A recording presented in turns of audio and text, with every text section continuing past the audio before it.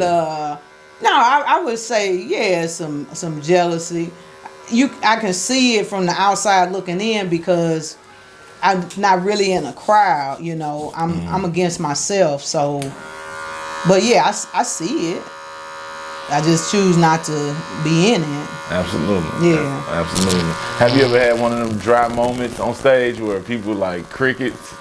I haven't had the crickets, but damn, it was close. I had one show, and it still haunts me till this day. I was so excited to get on stage with this individual, St. Louis Slim, because he real big and very funny gentleman, and he had set up this show, and I was like, oh man, I'm gonna get paid, and I got on that stage, man. I don't know. It wasn't what you'll see now. Let's put it like that. Oh, yeah. And so that taught me, first of all, it humbles you, and that's a good thing. You got to get humble. That's right. But no, it wasn't just crickets, but it was close. It was close.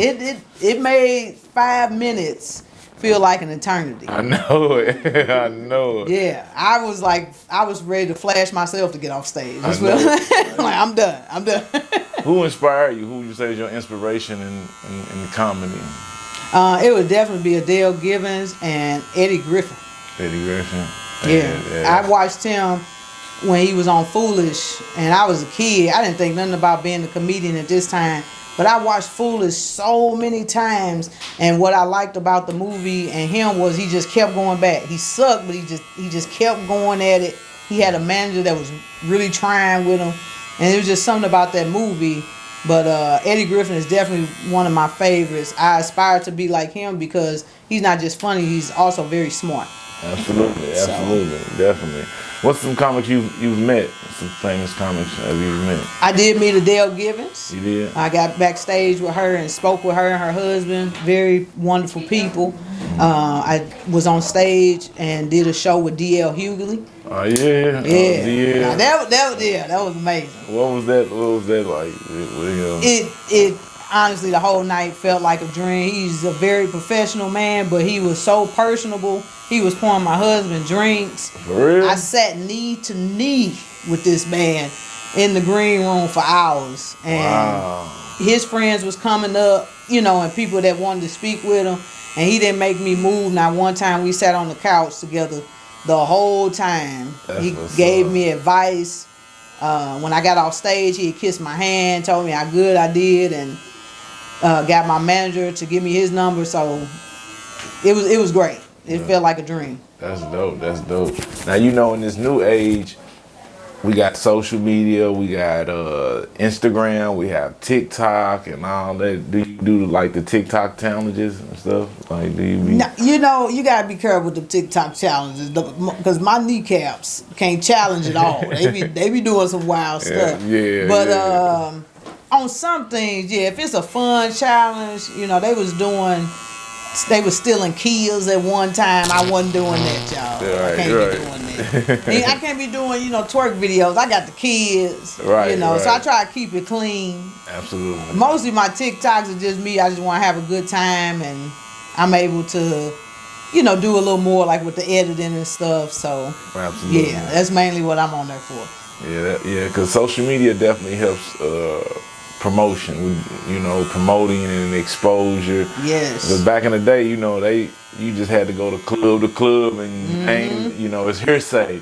But now you can get on TikTok or somewhere and make a good video. It'll go viral, and there it is, there.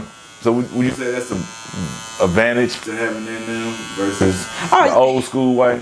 It's an advantage and it's a disadvantage because not everybody is that's funny and that's worthy to go on stage got that type of backing from social media. So I feel like some of these clubs are missing out on a lot of these talented individuals because they don't have it. So I think it's an advantage for the ones that maybe can't get out to the stages as much, but for the ones that's out there grinding every day that not right in front of a phone or a computer, I feel like they're at a disadvantage. Yeah, absolutely. Are you computer inclined, social media inclined? Like you know how to use it?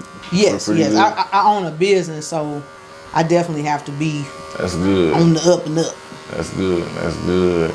Yeah, you don't seem like you one of them angry black women. You know what I'm saying? Because I think right now black women kind of, got a stereotype where they like y'all so angry. That's why I said put that at the top of my list. Yeah. I put that at the top of my list, and I did that because I see so much on TikTok, and I just wanted to put my little 2 cents in. From what I see, and I don't know everybody's position. Is it some black women that's just angry? Mm-hmm. Yeah, I mean that's just that's just normal. So a lot of other people that are just angry, but I think that in general why they saying that is because they not listening. Mm-hmm. If especially with me personally, if I'm yelling, if I'm loud, don't listen to how I'm saying. Listen to what I'm saying. Is there any sense in what I'm making? My dad was a loud person. My dad was very strong with his words. And my mom would always be like, stop listening to how he telling you. Listen to what he telling you. That's to this day, like I constantly keep that because I'm a type of person, I'm passionate about what I say. And I don't like repeating myself. And if I feel like I'm constantly doing that, this voice gonna go from this level to the level when I was talking to the kids earlier. Yeah. Absolutely. Yeah. Are your parents living or your parents both living? My father, he passed away about 12 years ago. Okay. But my mom, she is still living. How does she support your comedy? She loves it. She be out there. She be twerking on stage, after the show. And I'm like, Mama, don't sit them hips down. Right. But no, she be out there with the shows, and she'll stay out till 2 or 3 in the morning with me. My grandmother, she's 96 years old. Oh, she's been out to most of the shows with me. She won't be able to come out this year. Or maybe she will. We're gonna try, but she done been on stage. My grandma was out there twerking, man. We have a good time. They support like crazy. Actually twerking or just? No, my grandma she was twerking, and then one of the comedians had jumped on her, and he was like really putting his meat in her face. And I was like, I just don't want her to go down tonight. How does the kids, your children, like take it with the social media posting and mom? Like, is the house just funny all day, every day? Oh my Lord. Y'all just here clowning. Yes, because I got so many. We got 5 in the house, and then we got 1 in college. So usually we'll have 6 kids in the house. Wow. It's never a dull moment. Somebody's usually jacking off in the corner. Somebody's on the game. Somebody doing something silly, man. So it's always.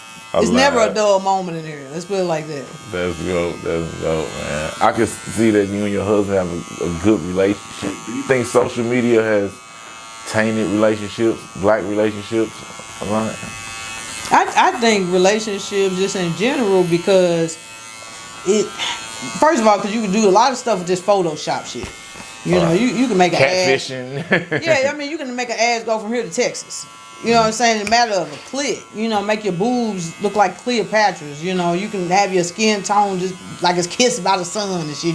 You white as a damn ghost. Right. So I think that what the fake image that it creates, does it help people cheat? I just think it gives them a fake look into the grass might be greener on the other side. It just gives them more to look at. A fake narrative. Yeah, but right. I think that regardless of what's out there, if they gonna cheat or if they gonna do something, it shouldn't matter what's in front of them. They was gonna do that anyway. They was gonna do it anyway. Since you grew up kind of, tough and at 14 and then opening up businesses and now getting into comedy, you breaking those generational curses. Yeah, like when I was talking about that, I've been seeing a lot of that on TikTok. I heard some of my family members talking about it, and what I meant by that is I'm not letting the stuff that I dealt with in my past hold me back. You know what I'm saying? I see a lot of the younger generation like, I'm finna speak up and I ain't finna do this and do that. I'm like, I don't think that's what it is. I think that it's what you did go through that you're not letting it stop you do anything now. We gotta be able to forgive and move on, man. True that. Yeah, that's absolutely right. I think this younger generation is kind of like the microwave, generation. Yeah. Just warm up and go instead of cooking slow and making sure it's thoroughly cooked through and stuff. You know what I'm saying? Yeah, they want it quick, and they don't understand that if it's quick, it ain't gonna be worth.